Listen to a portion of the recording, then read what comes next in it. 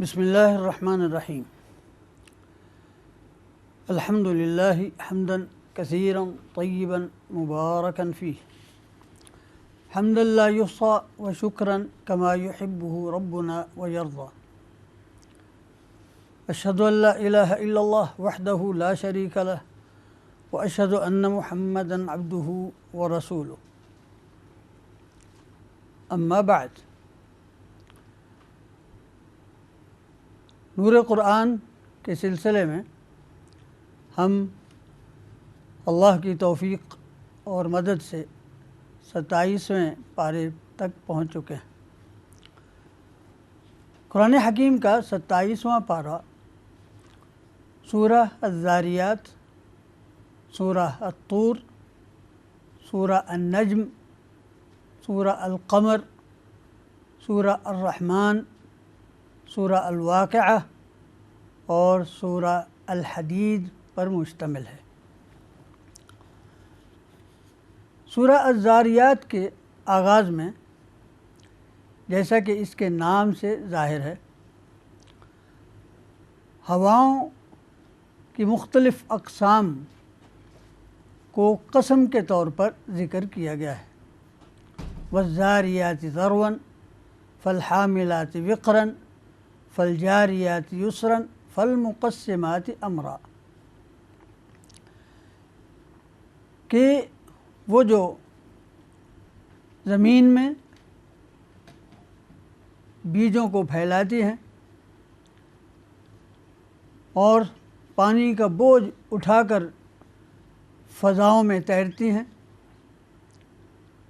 اور آسانی سے چلتی ہیں، اور اسی طرح وہ رزق کی تقسیم کا باعث بنتی ہے۔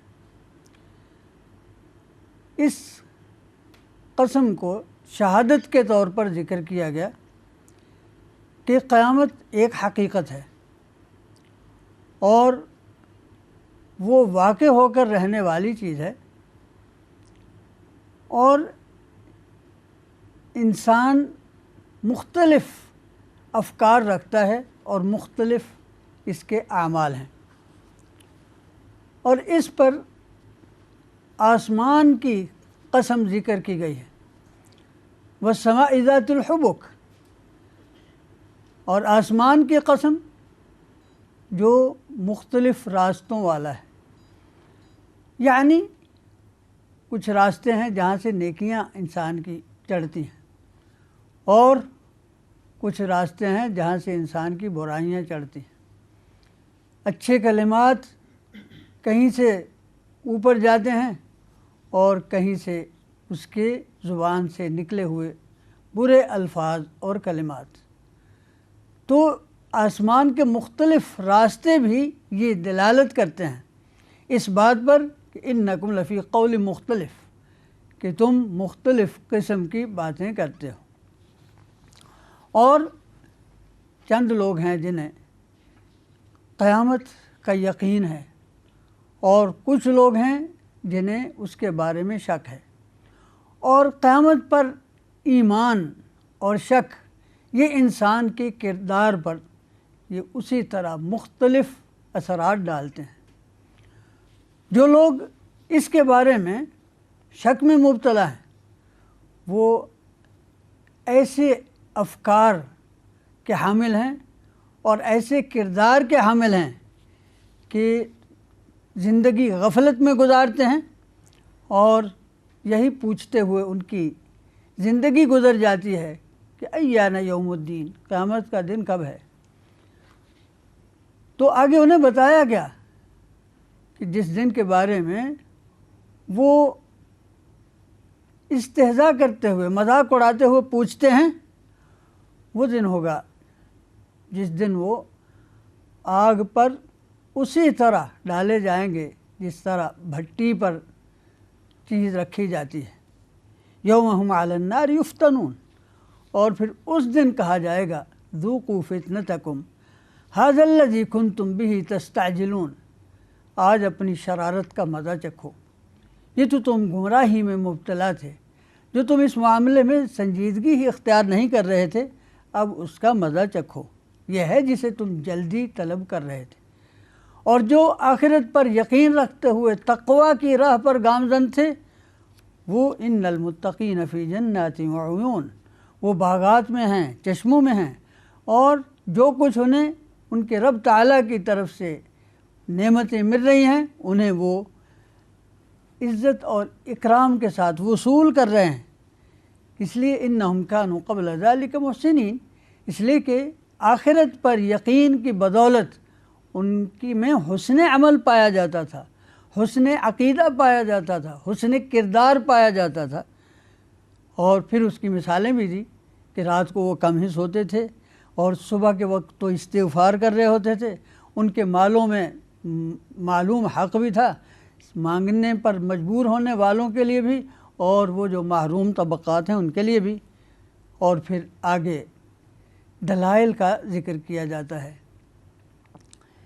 کہ اگر وہ غور کریں تو زمین میں کتنی نشانیاں ہیں، تمہارے اپنے آپ میں کتنی نشانیاں ہیں، اور آسمان میں تمہارا رزق بھی ہے اور جو کچھ تم سے وعدہ کیا جاتا ہے وہ بھی سب کچھ آسمان میں ہے۔ اور اسی لیے یہاں قسم ذکر کی فورب السماء والارض انہ لحق مثل ما انکم تنطقون، کہ آسمان و زمین کے رب کی قسم یہ بھی اسی طرح حق ہے جس طرح یہ ایک حقیقت ہے کہ تم بول رہے ہو۔ اس کے بعد پھر تاریخ انسانی سے اس بات کی مثالیں ذکر کی گئیں جو چھوٹی چھوٹی قیامتیں برپا ہوئیں، یعنی اللہ نے اپنے فرما بردار بندوں کو انعامات سے نوازا اور اپنے نافرمان بندوں کو سزائیں دیں، اور تاریخ کے اوراق پر جن کے نام ثبت ہیں حضرت ابراہیم علیہ السلام، نیک افراد میں سے چنے ہوئے لوگ جنہیں اللہ تعالیٰ نے انی جاعلک للناس اماما، ان کا قصہ ذکر ہوتا ہے۔ فرمایا کہ ان کی طرف مہمان آئے اور وہ انہیں پہچان بھی نہیں پائے، انہوں نے مہمان نوازی کرتے ہوئے ان کے سامنے بچھڑا بھون کر رکھا، وہ کھا نہیں رہے، تو فأوجس فی نفسہ خیفہ، کہ انہوں نے خدشہ محسوس کیا کہ یہ جو کھانے کو ہاتھ نہیں لگا رہے کہیں ان کے ارادہ غلط نہ ہو۔ چنانچہ ان کی اس پریشانی کو دیکھ کر فرشتے بول ہی اٹھے لا تخف وبشروہ بغلام علیم، اور انہوں نے بشارت دی بغلام علیم، ایک صاحب علم فرزند کی۔ یہ حضرت اسحاق علیہ السلام کی بشارت تھی جو ان کی زوجہ محترمہ سارہ علیہ السلام کی موجودگی میں انہیں دی گئی۔ تو وہ بھی حیران ہوئیں اور کہنے لگے عجوز عقیم، میں عمر بھی میری اب بچہ جننے کی نہیں اور میں تو ویسے بھی بانجھ ہوں، تو اس کے ہوتے ہوئے میرے ہاں اولاد ہوگی۔ قالوا کذالک قال ربک انہ هو الحکیم العلیم، فرشتوں نے کہا کہ یہ آپ کے رب کا فیصلہ ہے اور وہ حکمت والا جاننے والا ہے۔ حضرت ابراہیم علیہ السلام جب ان تک بشارت آ گئی تو اب انہوں نے پوچھا کہ یعنی تمہارے آنے کی غرض و غایت کیا ہے، یعنی اس قدر جو بڑی جماعت آئی ہے۔ تو پھر انہوں نے بتایا، کہنے لگے کہ انا ارسلنا الی قوم مجرمین، کہ جس طرح حضرت ابراہیم اور ان کی زوجہ محترمہ حضرت سارہ علیہ السلام کو بشارت دینے کے لیے فرشتے اترے، وہی فرشتے قوم لوط پر عذاب کا پیغام لے کر جا رہے ہیں۔ کہنے لگے ہم مجرم قوم کی طرف بھیجے گئے کہ اور ہمیں حکم ہے کہ ان پر آسمان سے پتھروں کی بارش برسا دیں، اور وہ پتھر بھی نشان لگ چکے، یعنی فیصلہ ہو چکا۔ اور حضرت ابراہیم علیہ السلام تھوڑا سا پریشان ہوئے کہ وہاں تو حضرت لوط علیہ السلام ہیں، ان کے یعنی کچھ ماننے والے بھی ہیں، ان کے اہل و عیال بھی ہیں، تو انہوں نے کہا فَأَخْرَجْنَا مَنْ كَانَ فِيهَا مِنَ الْمُؤْمِنِينَ، جو اہل ایمان ہیں ان کو ہم نکال لیں گے، اور ان کی تعداد کیا ہے؟ فما وجدنا فیہا غیر بیت من المسلمین، ایک گھرانہ ہی تو ہے مسلمانوں کا۔ اور پھر فرمایا کہ ہم نے اس میں یعنی اس بستی میں نشانی چھوڑی ان لوگوں کے لیے جو عذاب علیم کا خوف رکھتے ہیں۔ اور پھر اسی طرح حضرت موسیٰ علیہ السلام کے قصے میں بھی ان لوگوں کے لیے عبرت ہونی چاہیے۔ وہ بھی تو ایک چھوٹی سی قیامت ہی تھی جو برپا کر دی گئی آل فرعون پر، اور حضرت موسیٰ علیہ السلام اور ان کے ساتھیوں کو اور ان پر ایمان لانے والوں کو اللہ تعالیٰ نے نجات دی اور ملک مصر عطا فرمایا، اور دوسری طرف فرعون اور آل فرعون کو اس کے لاؤ لشکر سمیت غرقاب کر دیا۔ اور عادیوں میں بھی تو نشانی ہے کہ جب ان پر وہ بے برکت ہوا آندھی چھوڑی گئی، ما تذر من شیء اتت علیہ الا جعلتہ کالرمیم، کہ ہر چیز کو اس نے تہس نہس کر دیا۔ اور سمودیوں میں بھی تو ان کے لیے نشانی تھی، جب ان سے کہا گیا کہ کچھ وقت کے لیے فائدہ اٹھا لو، انہوں نے سرکشی اختیار کی، اور یہاں تک کہ جیسا دوسری مقامات پر ہے انہوں نے نشانی کے طور پر اللہ تعالیٰ کی طرف سے ظاہر کی گئی اونٹنی کو بھی ذبح کر ڈالا، تو پھر انہیں چیخ نے آ لیا، فأخذتهم الصاعقہ، اس کڑک نے انہیں آ لیا، وہم ینظرون، وہ دیکھتے رہ گئے، اور اس عذاب کا وہ مقابلہ بھی نہ کر پائے۔ اور ان سب سے پہلے حضرت نوح علیہ السلام کی قوم بھی تھی، فاسق قوم تھی۔ اور پھر اس کے بعد اللہ رب العزت والجلال آسمان و زمین میں اپنی نشانیاں، اپنی قوت، اپنی قدرت کے نشانات دکھاتا ہے۔ فرمایا آسمان ہم نے طاقت سے پیدا کیا، والسماء بنیناها بأید وإنا لموسعون، والارض فرشناها، زمین کو ہم نے بچھا دیا، فنعم الماہدون، اور ہم بہت اچھے انتظامات کرنے والے ہیں۔ اور فرمایا ومن کل شیء خلقنا زوجین، ہر چیز کے ہم نے جوڑے جوڑے پیدا کیے ہیں تاکہ تم نصیحت حاصل کرو۔ تو نصیحت کیا ہے؟ ہوش میں آنا کیا ہے؟ ففروا الی اللہ، اللہ کی طرف دوڑو۔ انی لکم منہ نذیر مبین، میں اس کی طرف سے تمہیں ڈرانے کے لیے آیا ہوں۔ ولا تجعلوا مع اللہ الہا آخر، اللہ کے ساتھ کسی کو معبود نہ ٹھہراؤ، اس کی طرف سے میں تمہیں ڈرانے کے لیے آیا ہوں۔ اور فرمایا کہ انسانی تاریخ یہ ہے کہ جب جب ان کے پاس رسول آتا رہا اس کا مذاق ہی اڑاتے رہے، کسی نے کہا یہ ساحر ہے، کسی نے کہا یہ مجنون ہے۔ تو کیا انہوں نے ایک دوسرے کو وصیت کر رکھی ہے یا یہ سب سرکشی میں مشترک ہیں؟ تو آخر میں حضرت محمد رسول اللہ صلی اللہ علیہ وسلم کو یہ کہا جاتا ہے ان کے ایمان نہ لانے کی سبب سے آپ پر کوئی اعتراض نہیں ہوگا، اور آپ کا کام تو انہیں نصیحت کرنا ہے۔ وذکر فإن الذکریٰ تنفع المؤمنین، اور وما خلقت الجن والانس الا لیعبدون، میں نے جنوں اور انسانوں کو اس لیے پیدا کیا کہ یہ میری موحدانہ عبادت کریں، میں ان سے رزق کا طالب نہیں، اور نہ میں یہ چاہتا ہوں کہ مجھے یہ کھلائیں، اس لیے کہ اللہ تو خود رزاق ہے اور وہ بہت ہی قوت والا ہے۔ اور یہ لوگ جو قیامت کا انکار کر رہے ہیں اور رسالت کا انکار کر رہے ہیں، توحید پر ایمان لانے سے گریزاں ہیں، فرمایا کہ جس طرح ان سے پہلے لوگوں کو عذاب الہی کا دنیا میں بھی حصہ ملا اور آخرت میں بڑے عذاب کا وہ شکار ہوئے، ان کو بھی اپنے اپنے گناہوں کے تناسب سے اس عذاب کا حصہ مل کر رہے گا۔ فَإِنَّ لِلَّذِينَ ظَلَمُوا ذَنُوبًا، ان کا بھی عذاب میں حصہ ہے، مثل ذنوب اصحابہم، جس طرح ان جیسے کافروں کو پہلے سزا دی گئی۔ فَلَا يَسْتَعْجِلُونَ، تو انہیں جلدی نہیں کرنی چاہیے۔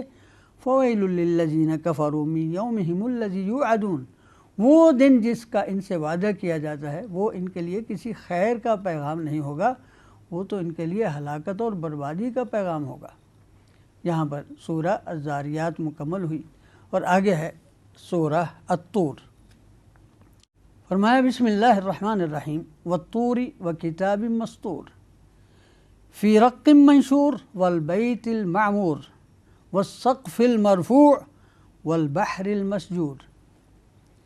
کہ قسم ہے طور کی، جہاں حضرت موسیٰ علیہ السلام اللہ تعالیٰ سے ہم کلام ہوتے رہے، اور وہ صحیفہ جو پھیلایا گیا ہے، اور بیت معمور جو آسمان میں کعبہ کی مانند ہے، اور جس کا طواف کرتے ہیں ہر روز 70,000 فرشتے، اور آسمان جو بلند چھت ہے، اور سمندر جو گویا کہ کھول رہا ہے، یہ تمام کے تمام امور شاہد ہیں اس بات کے ان عذاب ربک لواقع، کہ تیرے رب کا عذاب واقع ہو کر رہے گا اور اسے کوئی بھی چیز روکنے والی نہیں۔ پھر اس کے بعد قیامت کا منظر بتایا گیا ہے، یوم تمور السماء مورا وتسیر الجبال سیرا فویل یومئذ للمکذبین، وہ دن جھٹلانے والوں کے لیے ہلاکت کا پیغام لے کر آئے گا، جس کے بارے میں آج طرح طرح کی باتیں کرتے ہیں۔ اس دن انہیں جہنم کی طرف دھکیل کر لے جایا جائے گا اور کہا جائے گا ھذہ النار التی کنتم بہا تکذبون، یہ ہے وہ آگ جس کو تم جھٹلاتے تھے، اب دیکھو بھلا کیا یہ جادو ہے یا تمہیں نظر نہیں آ رہا؟ اصلوها فاصبروا او لا تصبروا، اب اس میں داخل ہو جاؤ، اب صبر کرو نہ کرو تمہارے لیے برابر ہے، تمہیں وہی بدلہ دیا جا رہا ہے جو تم عمل کرتے تھے۔ اور اس کے بالمقابل اہل تقوی وہ باغ و بہار میں ہیں، فی جنات و نعیم فاکہین بما آتاہم ربہم، مزے اڑا رہے ہیں ان نعمتوں میں جو انہیں ان کے رب تعالیٰ نے عطا کی ہیں، اور ان کے رب تعالیٰ کی نعمتوں میں سے ہے ووقاہم ربہم عذاب الجحیم، کہ اللہ نے انہیں آگ کے عذاب سے بچا لیا اور کہا کہ اپنے نیک اعمال کے بدلے میں، اس کے انعام میں آج جو چاہو کھاؤ پیو، اور وہ ایک صف میں لگے ہوئے، ترتیب سے لگے ہوئے تختوں پر براجمان ہوں گے، اور ان کا نکاح حور عین، یعنی ان گوری چٹی اور موٹی آنکھوں والی حوروں سے کر دیا گیا۔ اور یہی نہیں بلکہ جو ایمان کے راستے پر ان کی اولاد چلتی ہے ان کو بھی ہم قیامت کے دن انہی کے ساتھ ملا دیں گے، اور کسی کے عمل میں کوئی نقص واقع نہیں ہوگا۔ اور ہم پھر آگے جنت کی نعمتوں کا ذکر ہے، اور انہی نعمتوں میں ان کی ایک گفتگو بھی ذکر کر دی گئی ہے کہ وہ آپس میں بیٹھے آمنے سامنے کہہ رہے ہوں گے کہ انا کنا قبل فی اہلنا مشفقین، کہ ہم جب دنیا میں اپنے گھروں میں ہوتے تھے تو کس قدر ڈرا کرتے تھے اللہ کے غضب سے، اللہ کے غضب کے نشان جہنم سے، تو اللہ نے ہم پر کتنا احسان کیا۔ فمن اللہ علینا ووقانا عذاب السموم، اللہ تعالیٰ نے ہم پر احسان فرمایا اور ہمیں اس آگ کے گرم ہوا کے عذاب سے بچا لیا۔ انا کنا من قبل ندعوہ، ہم اس سے یہی دعائیں مانگتے تھے، انہ هو البر الرحیم، وہ نیکی قبول کرنے والا، نیکی کا قدردان اور بہت ہی مہربان ہے۔ اور پھر آگے حضرت محمد رسول اللہ صلی اللہ علیہ وسلم کو خطاب ہوتا ہے کہ فذکر، آپ انہیں نصیحت کرتے رہیں، آپ کا یہی وظیفہ ہے، آپ کا یہی منصب ہے، اور جو یہ الزام لگاتے ہیں آپ کو اس کی تردید کی ضرورت نہیں۔ یہ حضرت محمد رسول اللہ صلی اللہ علیہ وآلہ وسلم کے خصائص میں سے ہے کہ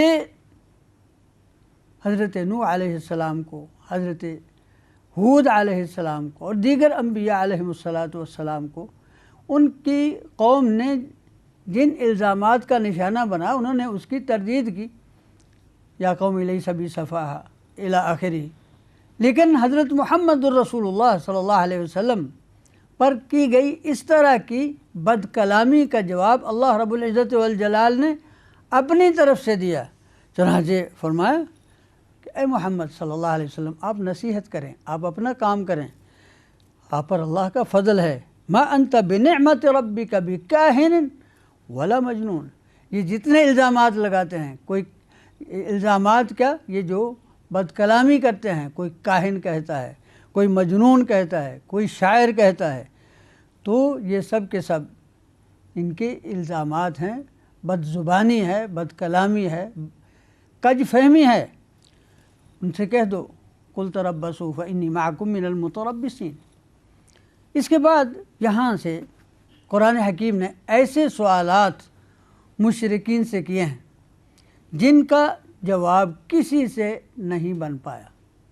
چنانچہ فرمایا کہ یہ عقلوں سے کام لے رہے ہیں یا یہ سرکشی پر اترے ہوئے ہیں؟ کیا کہتے ہیں کہ اس نے خود بنایا ہے؟ نہیں، ان کے دل ایمان سے عاری ہیں۔ اگر یہ کہتے ہیں کہ آپ نے بنایا ہے فَلْيَأْتُوا بِحَدِيثٍ مِثْلِهِ، پھر اس طرح کے کلام خود بھی بنا کر لائیں اگر یہ سچے ہیں۔ أَمْ خُلِقُوا مِنْ غَيْرِ شَيْءٍ، کیا یہ کسی خالق کے پیدا کیے بغیر پیدا ہو گئے ہیں، یا انہوں نے اپنے آپ کو خود پیدا کیا ہے، اپنے آپ کو انہوں نے خود تخلیق کیا ہے؟ کیا آسمان و زمین کے خالق یہ ہیں؟ نہیں، بات یہ ہے کہ یہ کسی بات پر ٹھہرنے والے ہی نہیں۔ کیا ان کے پاس تیرے رب کے خزانے ہیں، یا ان کو غلبہ حاصل ہے جو چاہیں کرتے رہیں؟ کیا ان کے پاس سیڑھی ہے کہ آسمان سے باتیں سن لیں؟ اگر ایسی بات ہے تو ان کا سننے والا کوئی دلیل لائے۔ کیا اپنے لیے بیٹے پسند کرتے ہیں اور اللہ کی طرف بیٹیوں کی نسبت کرتے ہیں؟ کیا آپ ان سے کسی اجرت کے یا اجر کے طالب ہیں کہ ان کو بڑی چٹھی پڑ گئی ہو؟ کیا ان کے پاس غیب ہے کہ جو انہوں نے لکھ کر رکھا ہوا ہے؟ یا پھر یہ بات ہے کہ یہ صرف شرارت کرتے ہیں؟ تو فَالَّذِينَ كَفَرُوا هُمُ الْمَكِيدُونَ، جتنی تدبیریں بھی کر لیں ان کی ہر تدبیر خود انہی پر الٹ دی جائے گی۔ أَمْ لَهُمْ إِلَٰهٌ غَيْرُ اللَّهِ، کیا اللہ کے سوا ان کا کوئی معبود ہے؟ سبحان اللہ عما یصفون، یہ جو اللہ تعالیٰ کی طرف شرکاء کی نسبت کرتے ہیں، اللہ تعالیٰ اس سے بہت بلند ہے، بہت پاک ہے۔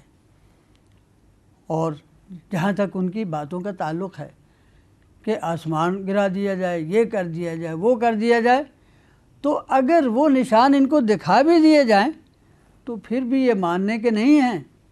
ایمان کا نور ان کے دل میں پھر بھی جگمگانے کا نہیں، اس لیے کہ پھر بھی بہانے بنا لیں گے۔ اگر آسمان ان پر گر پڑے تو کہیں گے یہ بادل ہے۔ فرمایا انہیں چھوڑو ان کے حال پر، یہاں تک کہ اس دن کی ملاقات انہیں ہو جائے جس دن یہ بے ہوش ہو جائیں گے اس کا منظر دیکھتے ہی، جس دن ان کی شرارت، ان کی تدبیریں، ان کی سازشیں کچھ کام نہیں آئیں گی، نہ ان کا کوئی مددگار ہوگا، اور جن لوگوں نے ظلم کیا ہے ان کے لیے عذاب تیار ہے اس سے پہلے بھی، لیکن ان کی اکثریت ناواقف ہے۔ آخری آیات ہیں فَاصْبِرْ لِحُکْمِ رَبِّكَ فَإِنَّكَ بِأَعْيُنِنَا، اللہ کے حکم پر استقامت دکھائیے، اس پر صبر کا مظاہرہ کیجئے کہ آپ اپنے رب کی نگاہوں میں ہیں۔ وَسَبِّحْ بِحَمْدِ رَبِّكَ حِينَ تَقُومُ، اور صبح اٹھتے ہی اللہ کی تسبیح کیا کرو۔ وَمِنَ اللَّيْلِ، اور رات کے وقت بھی، فَسَبِّحُوا وَإِدْبَارَ النُّجُومِ، اور رات کے وقت بھی اللہ کی تسبیح کہو اور اس وقت بھی جب کہ ستارے ڈوبنے لگتے ہیں، یعنی صبح کے وقت۔ تو یہاں پر سورہ الطور مکمل ہوتی ہے، اور اس کے بعد ہے سورہ النجم۔ سورہ الطور کے بعد ہے سورہ النجم، اور آغاز اس کا اس طرح ہے، بسم اللہ الرحمن الرحیم۔ والنجم اذا ہوا ما ضل صاحبکم وما غوا وما ينطق عن الہوا ان هو الا وحی یوحی۔ قسم ہے ستارے کی جب وہ ٹوٹتا ہے کہ تمہارا رسول تمہاری طرف بھیجا ہوا یہ شخص یہ بھٹکا نہیں ہے، نہ ہی بہکا ہے، یہ تو اپنی خواہش سے کلام نہیں کرتا، یہ جو کہتا ہے اللہ کی طرف سے نازل کی گئی وحی ہے۔ تو یہ گویا کہ ایک اور انداز سے کفار کی الزام اور ان کی بد کلامی کا جواب ہے۔ ان کی شبہات کا ازالہ ہے کہ وہ جو ساحر کہتے ہیں، وہ جو کاہن کہتے ہیں کہ یہ جو کچھ کہہ رہے ہیں یہ کسی جن کا القاء نہیں، بلکہ یہ تو اللہ کی نازل کردہ وحی ہے جو حکمت بن کر حضرت محمد رسول اللہ صلی اللہ علیہ وسلم کی زبان پر جاری ہے۔ اور پھر اس کا ذریعہ بھی بتایا، علمہ شدید القویٰ ذو مرۃ فاستویٰ، یعنی حضرت جبریل امین علیہ السلام کے اوصاف بیان ہوئے، اور پھر یہ بھی بتایا گیا کہ معراج کی رات کا قصہ ہے۔ رسول اللہ صلی اللہ علیہ وسلم نے جبریل امین کو 2 بار ان کی اصل شکل میں دیکھا، ایک تو جب سورہ المدثر نازل ہوئی، اور ایک یہ موقع تھا وَهُوَ بِالْأُفُقِ الْأَعْلَى ثُمَّ دَنَا فَتَدَلَّى فَكَانَ قَابَ قَوْسَيْنِ أَوْ أَدْنَى، یعنی حضرت جبریل امین کے دیکھنے میں اور ان کے قرب میں یہ مقام تھا کہ جو کسی شک و شبہ سے بالا تر تھا۔ اور اس حالت میں فَأَوْحَى إِلَىٰ عَبْدِهِ مَا أَوْحَى، رب تعالیٰ نے اپنے بندے کی طرف وحی کی جو کی، مَا كَذَبَ الْفُؤَادُ مَا رَأَىٰ، یہ کسی وہم کا نتیجہ نہیں بلکہ دل نے اس کو نہ جھٹلایا، جو کچھ دیکھا وہ سب کچھ یقینی تھا۔ کیا تم شک کرو گے اور اس سے جھگڑا کرو گے ان باتوں پر جو انہوں نے دیکھی؟ وَلَقَدْ رَآهُ نَزْلَةً أُخْرَىٰ، ایک اور بار بھی دیکھا، عند سدرۃ المنتہى عندها جنۃ المأویٰ، یہ یعنی معراج کے واقعات ہیں۔ مَا زَاغَ الْبَصَرُ وَمَا طَغَىٰ، نہ نظر بھٹکی اور نہ وہ حد سے آگے گزری، اور وہاں رب تعالیٰ کی بڑی بڑی نشانیاں دیکھی۔ اس کے بالمقابل وہ جو معبودان باطل تم نے بنا رکھے ہیں، یہ تو تمہارے اوہام ہیں۔ افرأیتم اللات والعزیٰ ومناۃ الثالثۃ الاخری الکم الذکر وله الانثیٰ تلک اذا قسمۃ ضیزیٰ، ایک تو یہ بات ہے کہ یہ ساری کے ساری مؤنث اور اللہ کے حضور بیٹیوں کی نسبت کرتے ہو اور اپنے لیے بیٹے پسند کرتے ہو، یہ تو انتہائی منصفانہ تقسیم ہے۔ فرمایا یہ نام ہیں جو تم نے اور تمہارے آباء و اجداد نے رکھے ہیں، اللہ نے ان کی کوئی دلیل نہیں اتاری، تم صرف وہم و گمان کے پیرو ہو اور جو کچھ خواہشات نفس ہیں، اور تمہیں پتہ ہونا چاہیے کہ قرآن کی صورت میں اور حضرت محمد رسول اللہ صلی اللہ علیہ وسلم کی صورت میں تم تک تمہارے رب تعالیٰ کی طرف سے ہدایت آ چکی۔ پھر آگے بیان ہوتا ہے کہ کیا انسان اس قدر قادر مطلق ہے کہ وہ جو چاہے پالے؟ نہیں، دنیا اور آخرت سب اللہ کے قبضے میں ہیں۔ فَلِلَّهِ الْآخِرَةُ الْأُولَىٰ، اور آگے ان کے وہم کا ازالہ ہوتا ہے کہ جو فرشتوں کو سمجھتے تھے کہ یہ اللہ کی بیٹیاں ہیں معاذ اللہ، یا وہ چھوٹے چھوٹے معبود ہیں دیوی دیوتاؤں کی طرح ان کے ہاں، فرمایا وَكَم مِّن مَلَكٍ فِي السَّمَاوَاتِ، آسمانوں میں کتنے فرشتے ہیں، لَا تُغْنِي شَفَاعَتُهُمْ شَيْئًا إِلَّا مِن بَعْدِ أَن يَأْذَنَ اللَّهُ لِمَن يَشَاءُ وَيَرْضَىٰ، وہ تو اللہ کے حضور اذن اور اس کی رضا کے بغیر شفاعت بھی نہیں کر سکتے۔ بات صرف یہ ہے کہ ان کا آخرت پر ایمان نہیں ہے، اور آخرت پر ایمان سے محرومی یہی ان کو اس بات کی طرف لے جاتی ہے کہ فرشتوں کے لڑکیوں جیسے نام رکھتے ہیں۔ ان کے پاس علم نہیں ہے، صرف وہم و گمان کے پیرو ہیں، اور وہم و گمان سے کبھی حق تک پہنچا جا سکتا ہے؟ تو اے محمد صلی اللہ علیہ وسلم، جو ہماری وحی کو نہیں مانتا اس سے آپ بھی اعراض کریں۔ یہ تو ان کی نظر صرف دنیا تک محدود ہو گئی ہے، آخرت تک ان کی نظر وسیع نہیں ہے، یہ ان کا سارا علم کا منتہا دنیا تک ہی ہے، اور اللہ ہی جانتا ہے کہ کون گمراہ ہے اور وہ جو ہدایت کا پیرو ہے۔ اور یہ بھی تو معلوم ہونا چاہیے کہ اللہ ہی مالک ہے ان سب چیزوں کا جو آسمان و زمین میں ہیں، اور وہ برے اعمال کرنے والوں کو ان کے اعمال کے مطابق، اور جو اچھے عمل کرتے ہیں ان کے حسن عمل کا انعام دینے پر قادر ہے۔ اور پھر آگے ایمان جو انسان میں صالح تبدیلی لاتا ہے اس کا نمونہ ذکر کیا گیا ہے۔ فرمایا الذین یجتنبون کبائر الاسم والفواحش الا اللمم، کہ وہ لوگ کبائر سے اور فواحش سے گریزاں ہوتے ہیں۔ ہاں، جو چھوٹے چھوٹے گناہ ہیں وہ تو ہو جاتے ہیں لیکن کبائر سے دور رہتے ہیں، اور تیرا رب بہت وسیع مغفرت رکھتا ہے، اور وہ جانتا ہے جب اس نے تمہیں زمین میں پیدا کیا، بلکہ وہ اس وقت سے تمہیں جانتا ہے جب تم شکم مادر میں تھے، تو اپنے آپ کو زیادہ نیک قرار نہ دیا کرو، وہ جانتا ہے جو زیادہ متقی ہے۔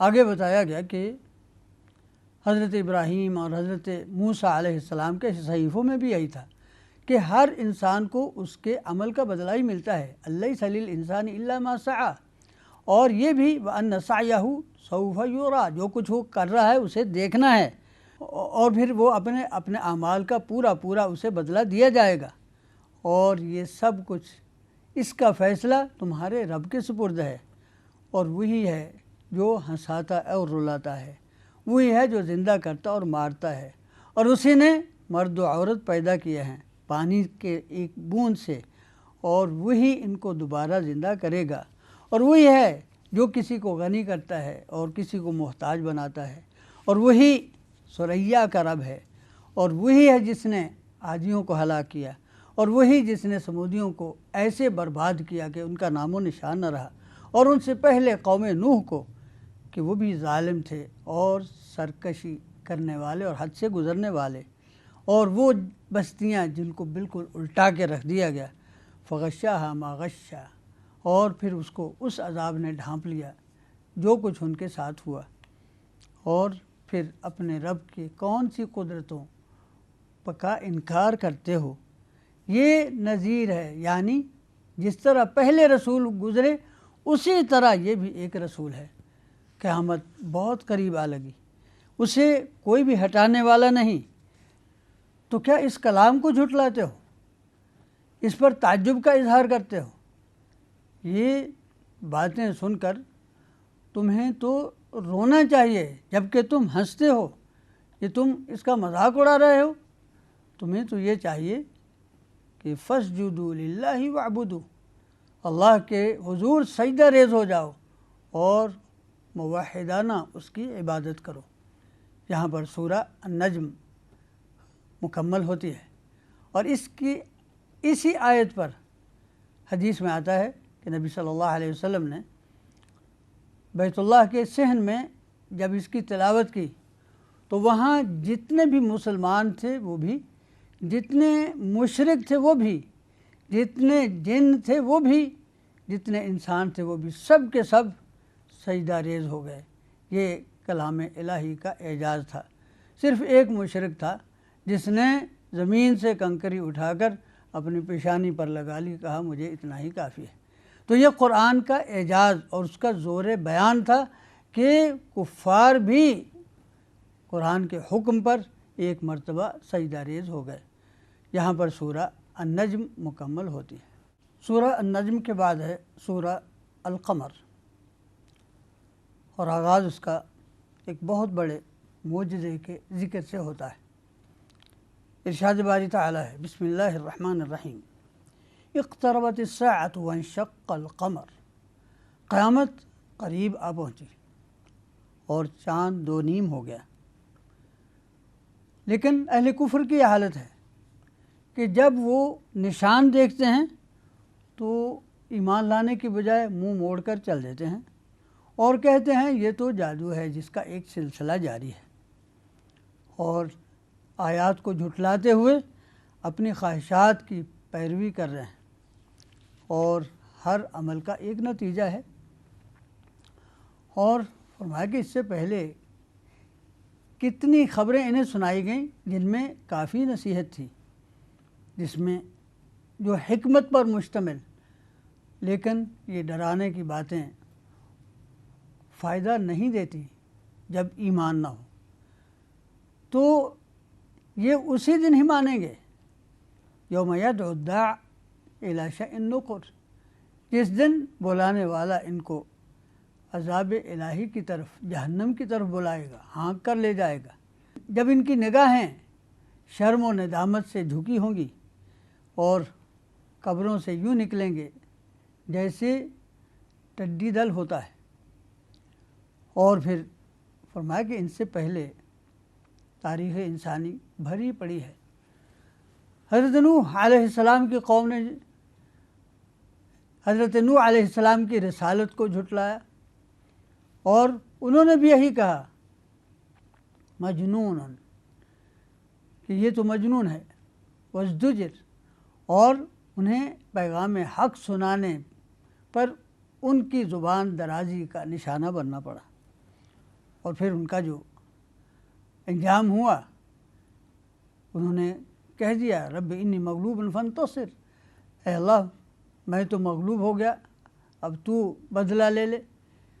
چنانچہ پھر ان کی دعا کے نتیجے میں آسمان کے دروازے کھلے اور زمین چشمے ہی بن گئی، اور حضرت نوح علیہ السلام اور ان پر ایمان لانے والے ایک کشتی میں سوار ہو کر تجری بأعیننا جزاء لمن کان کفر، اور باقی سب کے سب غرقاب ہوئے۔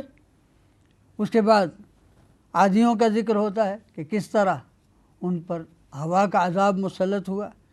اس کے بعد سمودیوں کا ذکر ہوا کہ کس طرح انہوں نے بھی یہی کہا کہ ابشرا منا واحدا نتبعہ، اپنے میں سے ایک بشر کی اتباع کر لیں، یہ تو ہم گمراہ ہوئے، یہ تو بہت مغرور شخص ہے، کیا ہم یہ مان لیں کہ ہمارے درمیان صرف اسی پر ہی وحی اترتی ہے؟ نہیں، یہ جھوٹا ہے اور متکبر ہے۔ اور فرمایا جان لیں گے کہ کون جھوٹا ہے اور کون متکبر ہے۔ پھر نشانی کے طور پر ان میں اونٹنی اتاری گئی اور انہیں بتایا گیا کہ پانی اب تم میں تقسیم ہوگا، ایک دن یہ پیے گی اور ایک دن تم پیو گے۔ پھر انہوں نے اونٹنی کو ذبح کر ڈالا، اس کی ٹانگیں کاٹ دیں، اور پھر وہ بھی عذاب الہی کا لقمہ بنے۔ اور اس کے بعد قوم لوط کی ہلاکت اور بربادی کا ذکر ہے۔ ان تمام واقعات کے آخر میں اللہ تعالیٰ فرماتا ہے وَلَقَدْ يَسَّرْنَا الْقُرْآنَ لِلذِّكْرِ فَهَلْ مِن مُدَّكِرٍ، تمہاری ان باتوں کے نتیجے میں تمہیں بھی برباد کیا جا سکتا تھا۔ اللہ کا احسان جانو کہ اس نے تمہاری نصیحت کے لیے کتنا آسان طریقہ تمہارے لیے اختیار فرمایا، تم پر کرم فرمایا کہ قرآن تم پر اتارا تاکہ تم پڑھ کر نصیحت حاصل کر لو۔ فہل میں مدکر، کوئی ہے جو سن کر اور قرآن پڑھ کر ہدایت پالے اور نصیحت حاصل کر لے؟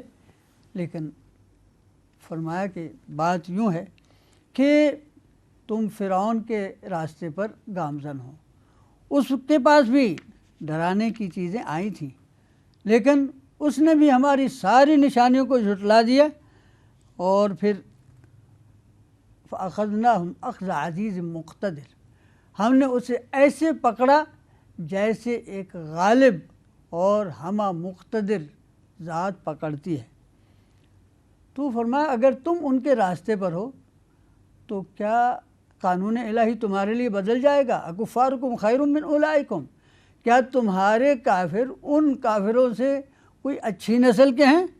یا انہوں نے کوئی عہد نامہ لکھایا ہوا ہے، صحیفے لکھے ہوئے ہیں کہ یہ عذاب سے محفوظ ہیں؟ کیا یہ کہتے ہیں کہ ہم غالب آئیں گے؟ نہیں، ان قریب یہ شکست کھائیں گے، پیٹھ دکھا کر بھاگیں گے، اور اس سے بھی برا انجام قیامت کے دن ہوگا۔ بل الساعة موعدهم والساعة أدهى وأمر ان المجرمین فی ضلال وسعر، جس دن یہ اپنی گمراہی کے سبب سے جہنم کی آگ کا ایندھن بنے ہوں گے، جس دن انہیں آگ میں گھسیٹا جائے گا چہروں کے بل، اور کہا جائے گا کہ آگ کا مزہ چکھو۔ اور فرمایا کہ سب کچھ ہم نے تقدیر کے ساتھ پیدا کیا ہے، اور ہمارا حکم پلک جھپکنے کی مانند ہے، اور تمہاری طرح کے کافر ہم نے پہلے بھی ہلاک کیے، تو ہے کوئی تم میں سے نصیحت حاصل کرنے والا؟ کہ جو کچھ تم کر رہے ہو سب کچھ صحیفوں میں لکھا جا رہا ہے، اور جو چھوٹا بڑا عمل ہے یہ سب کچھ تحریر ہو رہا ہے، اور ایک دن سب کچھ تمہارے سامنے ہوگا۔ اور ہمارے اس قرآن کے نتیجے میں اور پیغمبر اسلام کی اتباع میں جو تقوی کا راستہ اختیار کرتے ہیں ان کے لیے باغات ہیں اور نہریں۔ ان المتقین فی جنات و نہر فی مقعد صدق عند ملیک مقتدر، ایسے مقام پر ہوں گے جسے مقام کہا جا سکتا ہے، وہ اپنے دائم اقتدار رکھنے والے بادشاہ کے حضور عزت و اکرام کے ساتھ وہاں تشریف رکھتے ہوں گے۔ یہاں سورہ القمر مکمل ہوتی ہے، اور اس کے بعد ہے سورہ الرحمن۔ سورہ القمر کے بعد ہے سورہ الرحمن، اور یہ اپنی ردم میں اور اپنے آیات کے توازن میں قرآن حکیم میں ایک خاص اور ممتاز مقام رکھتی ہے، اور اس کا آغاز اللہ تعالیٰ کی صفت رحمت کے تذکرے سے ہوتا ہے۔ اور جیسا کہ ہم پہلے ذکر کر چکے کہ قرآن کا نزول انسانیت پر اللہ کی سب سے بڑی رحمت ہے۔ پہلی قوموں پر عذاب نازل ہوا، قوم نوح غرقاب ہوئی، عادیوں پر ہوا آئی، سمودی کڑک کا شکار ہوئے الی آخری، اور اللہ تعالیٰ نے ان لوگوں کو نصیحت کرنے کے لیے قرآن اتارا، فرمایا وَلَقَدْ يَسَّرْنَا الْقُرْآنَ لِلذِّكْرِ فَهَلْ مِن مُدَّكِرٍ۔ تو یہ اللہ تعالیٰ کی ایک رحمت ہے۔ الرحمن علم القرآن، تو قرآن کا نزول اللہ کی رحمت ہے، اور اس کی رحمت کے مناظر تم ایک ایک چیز میں دیکھ سکتے ہو، کیا شمس و قمر، کیا نجم و شجر، کیا آسمان کی بلندی، کیا اجرام فلکی میں توازن، اور یہ سارے کا سارا نظام ایک توازن اور ایک اعتدال سے وجود میں آیا اور اسی کے ساتھ باقی ہے۔ اور پھر کس طرح نظام زراعت ہے، کس طرح چیزیں پیدا ہوتی ہیں، والحب ذو العصف والریحان، کہیں اناج پیدا ہو رہا ہے اور کہیں خوشبودار پھول اور پھل پیدا ہو رہے ہیں، فبأي آلاء ربكما تكذبان۔ اور پھر اللہ تعالیٰ نے اپنی قدرت سے ہر چیز کا ایک جوڑا پیدا کیا ہے۔ کہیں سمندر دیکھ لو تو ایک میٹھا ہے ایک کڑوا، وبینہما برزخ لا یبغیان، اور ان میں نکل رہے ہیں اللؤلؤ والمرجان۔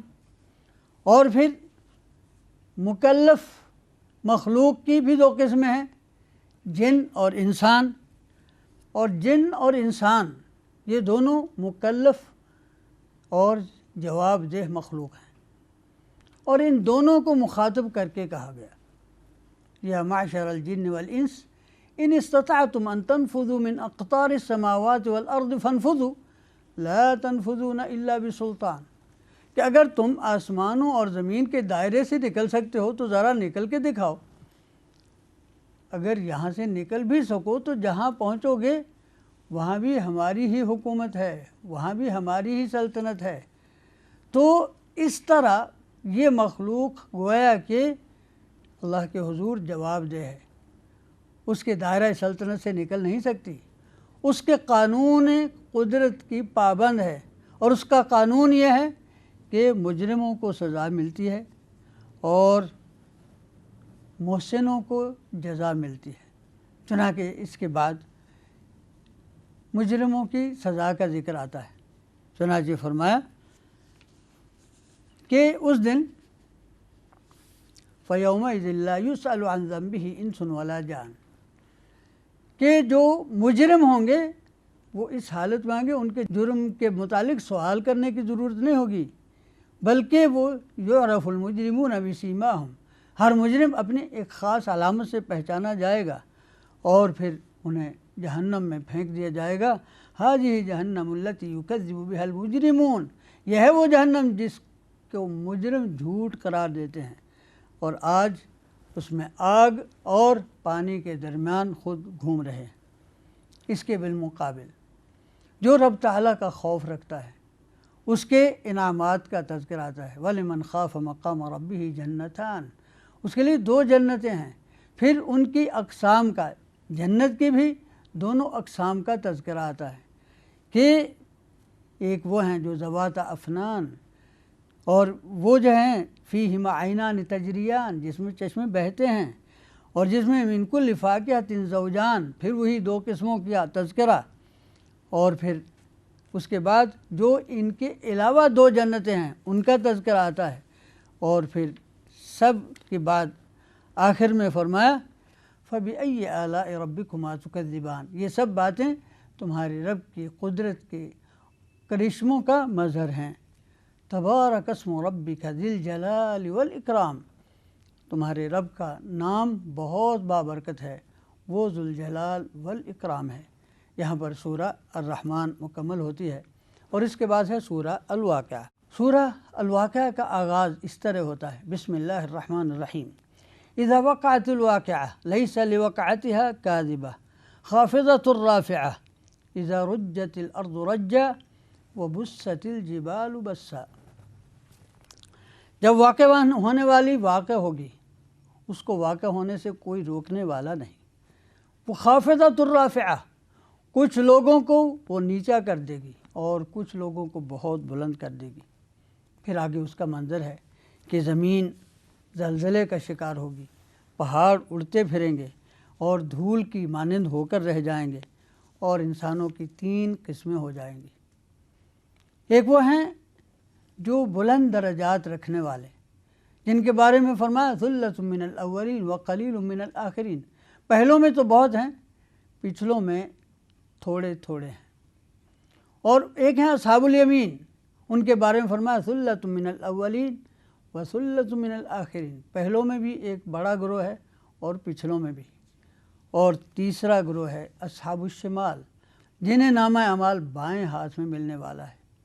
پھر ان میں سے ہر ایک گروہ کا انجام ذکر کیا گیا، مقربین کا کیا انعام ہے، اور اصحاب الیمین کا کیا انعام ہے، اور پھر اصحاب الشمال کی کیا سزا ہے۔ یہ سارا تذکرہ کرنے کے بعد سورت کے دوسرے حصے میں قیامت صغریٰ کا بیان ہے، یعنی وہ مرحلہ موت کا جس سے ہر ذی روح کو گزرنا ہے۔ اس سے پہلے قرآن حکیم کی عظمت کی طرف اشارہ کیا گیا، فرمایا فلا اقسم بمواقع النجوم، ستاروں کے مواقع کی، ان کے ٹھکانوں کی قسم، اور یہ قسم بہت بڑی ہے اگر تمہیں اس کا کچھ شعور ہو۔ یہ بہت باعزت کتاب ہے، فی کتاب مکنون، لوح محفوظ میں ہے، جسے فرشتوں کے سوا کوئی ہاتھ بھی نہیں لگا سکتا۔ یہ رب العالمین کی طرف سے نازل کردہ ہے۔ تو کیا اس کلام کو معمولی سمجھتے ہو؟ اور اس پر تمہیں شکر کرنا چاہیے تھا، تم شکر کی بجائے اسے جھوٹا کہتے ہو۔ کیا تمہارا یہ شکر ہے کہ تم اسے جھوٹا کہو؟ یاد رکھو، ایک وقت آئے گا کہ جب تمہاری سانس تمہارے حلق تک پہنچ جائے گی اور تم پھٹی نگاہوں سے دیکھ رہے ہوگے، اور ہمارے فرشتے وہاں قریب ہی ہوں گے، لیکن تم دیکھتے نہیں۔ اگر تمہارا حساب نہیں ہونا ہے فلولا ان کنتم غیر مدینین، اگر تمہارا حساب نہیں ہونا ہے تو اس جاتے ہوئے انسان کو تم روک کیوں نہیں لیتے؟ ترجعونہا ان کنتم صادقین، اس کو واپس لے لو۔ اور پھر یہ تو اللہ تعالیٰ کی اختیار میں ہے۔ اگر وہ مقربین میں سے ہے تو فروح و ریحان و جنت نعیم، تو اس کے لیے ہر طرح کی خوشبو ہے، ریحان ہے، جنت ہے، نعمتیں ہیں۔ اور اگر اصحاب الیمین ہیں، یعنی ان لوگوں میں سے ہے جنہیں نامہ اعمال دائیں ہاتھ میں ملنے والا ہے، تو فسلام لک من اصحاب الیمین، ان کی طرف سے بھی تمہیں سلام ہو، یعنی ان کا بھی کیا کہنے۔ لیکن اگر وہ جھٹلانے والوں میں، گمراہوں میں سے ہے، تو پھر تو اس کی مہمانی کھولتا ہوا پانی ہے، اور اسے آگ میں داخل ہونا ہے۔ اور یہ سب کچھ ایسا حق ہے کہ ایک دن تمہیں اس کا یقین ہو جائے گا۔ تو سلامتی کا راستہ یہ ہے فسبح بسم ربک العظیم، اپنے عظیم رب کے نام کی تسبیح کہو، جس کا نام بھی پاک ہے وہ خود کتنا پاک ہوگا۔ سبحان ربی العظیم۔ اسی حکم کی تعمیل میں ہم رکوع میں سبحان ربی العظیم کہتے ہیں۔ یہ نبی اکرم صلی اللہ علیہ وسلم کی ہمیں تعلیم ہے۔ والحمدللہ یہاں پر سورہ الواقعہ مکمل ہوتی ہے، اور تسبیح کا حکم اس آخری آیت میں تھا، سورہ الواقعہ کی آخری آیت میں، تو اگلی سورت تسبیح سے ہی شروع ہو رہی ہے، اور وہ ہے سورہ الحدید۔ آغاز یوں ہوتا ہے، بسم اللہ الرحمن الرحیم، سبح للہ ما فی السماوات والارض وهو العزیز الحکیم۔ آسمان و زمین کی ایک ایک چیز اللہ کی تسبیح کرتی ہے، اور وہ غالب حکمت والا ہے۔ لہ ملک السماوات والارض، آسمان و زمین کی بادشاہی اسی کے ہاتھ میں ہے۔ یحیی و یمیت، وہی زندہ کرتا اور مارتا ہے، اور وہ ہر چیز پر قادر ہے۔ هو الاول والآخر والظاہر والباطن، وہی اول ہے، وہی آخر ہے۔ وہ الاول، وہی اول ہے، لیس قبلہ شیء، اس سے پہلے کچھ نہ تھا، وہی آخر ہے، ولیس بعدہ شیء، اس کے بعد کوئی نہیں۔ والظاہر، وہی ظاہر ہے، لیس فوقہ شیء، اس کے اوپر کوئی نہیں، وہ سب سے بلند و برتر ہے۔ والباطن، اور وہی لطیف ترین ہے۔ وہو بکل شیء علیم، اور وہ ہر چیز کا علم رکھتا ہے۔ پھر آگے اللہ تعالیٰ کی قدرتوں کا بیان ہوتا ہے۔ جو آسمان و زمین کا بادشاہ ہے، جس کا حکم چلتا ہے، اور جس کا علم سب کو محیط ہے، اسی کی طرف سے تمہیں حکم ہوتا ہے، آمینوا باللہ ورسولہ، کہ اس پر ایمان لاؤ اور اس کے بھیجے ہوئے رسول پر بھی، اور جو کچھ اس نے تمہیں زمین میں عطا کیا ہے، تمہیں خلیفہ بناتے ہوئے، اس میں سے اللہ کی راہ میں خرچ کرو۔ جو تم میں سے ایمان لائیں گے اور اللہ کی راہ میں خرچ کریں گے، ان کے لیے بڑا اجر ہے۔ پھر آگے فرمایا کہ تمہارے ایمان نہ لانے میں تمہارے پاس کیا عذر ہے، جبکہ تمہاری طرف رسول تمہیں دعوت دینے کے لیے آیا ہے کہ اللہ پر ایمان لاؤ، اور اس نے تم سے عہد بھی لے رکھا ہے اگر تم ایمان رکھتے ہو۔ اور پھر فرمایا کہ وہی ہے جو اپنے بندے پر آیات اتارتا ہے واضح، تاکہ تمہیں اندھیروں سے نکال کر اجالے کی طرف لائے۔ اور فرمایا کہ کیسے تم خرچ نہیں کرتے، جبکہ جو کچھ تمہارے پاس ہے یہ تمہارے پاس رہنے کا نہیں۔ وَلِلَّهِ مِيرَاثُ السَّمَاوَاتِ وَالْأَرْضِ، اللہ وارث ہے زمین و آسمان کا۔ اور جو لوگ ہمارے حکم کے مطابق خرچ کرتے ہیں، ان کے بھی درجات ہیں۔ جن لوگوں نے فتح سے پہلے انفاق کیا اور جہاد میں حصہ لیا، وہ لوگ ایسے بلند درجات پر ہیں کہ بعد کے لوگ ان کے درجات کو نہیں پا سکتے۔ اور پھر آگے اللہ کی راہ میں خرچ کرنے والوں کو ایک خاص انداز میں ترغیب دلائی گئی ہے۔ فرمایا من ذا الذی یقرض اللہ قرضا حسنا، کون ہے جو اللہ کو قرض حسنا دے؟ گویا اللہ تعالیٰ ایسے ادا کرے گا جیسے کوئی قرض ادا کرتا ہے۔ اللہ سے بہتر ادا کرنے والا کون ہے؟ پھر قیامت کا نقشہ بیان ہوا۔ فرمایا اس دن اہل ایمان اس شان سے آئیں گے، یسعی نورہم بین ایدیہم و بایمانہم، ان کے آگے، ان کے دائیں، ان کے بائیں ایک نور، ایک روشنی دوڑ رہی ہوگی، اور انہیں بشارت ملے گی جنت کی۔ اور اسی دن منافق اس حال میں آئیں گے کہ وہ پیچھے دوڑتے ہوئے ان سے کہہ رہے ہوں گے، انظرونا، ہماری بھی انتظار کر لو، ہم بھی تمہاری روشنی سے فائدہ اٹھا لیں، نقتبس من نورکم، تو ان سے کہا جائے گا جاؤ پیچھے، ارجعوا وراءکم فالتمسوا نورا، جاؤ پیچھے سے روشنی لے کر آؤ۔ تو یہ گویا کہ جس طرح وہ دنیا میں اہل ایمان سے مذاق کرتے تھے، یہ اللہ تعالیٰ اس کا بدلہ لے رہا ہوگا۔ وہ جب پیچھے لوٹیں گے تو فضرب بینہم بسور لہ باب، اب اہل ایمان اور اہل نفاق کے درمیان ایک دیوار کھینچ دی جائے گی، باطنہ فیہ الرحمہ، جس کے اندر سراسر رحمت ہے، اور جس کے باہر عذاب، وہ بلائیں گے انہیں، الم نکم معکم، ہم تمہارے ساتھ ہوتے تھے، وہ کہیں گے ہاں رہتے تو تم ہمارے ساتھ ہی تھے، ولیکنکم فتنتم انفسکم، تم نے اپنے آپ کو شرارتوں کے حوالے کر دیا، فتنوں کا شکار ہو گئے، اور تم انتظار کرنے لگے، اور شکوک و شبہات کا شکار ہوئے، اور طرح طرح کی خواہشات نے تمہیں دھوکے میں ڈال دیا، یہاں تک کہ تم اللہ کے بارے میں بھی اس بڑے دغا باز کے فریب کا شکار ہو گئے۔ تو آج کوئی فدیہ تم سے نہیں لیا جائے گا، تمہارا ٹھکانہ آگ ہے اور وہ بہت برا ٹھکانہ ہے۔ اس موقع پر ندا دی گئی کہ کیا اتنا کچھ سننے کے بعد بھی کیا اب بھی وقت نہیں آیا؟ الم یأن للذین آمنوا، کیا اہل ایمان کے لیے وہ وقت نہیں آیا کہ وہ ان کے دل اللہ کے حضور جھک جائیں؟ وما نزل من الحق، اور قرآن پڑھ کر ان کی خشیت میں، ان کے خشوع میں اضافہ ہو، اور وہ اس طرح دل کی شقاوت کا شکار نہ بنیں جس طرح اہل کتاب بنے تھے۔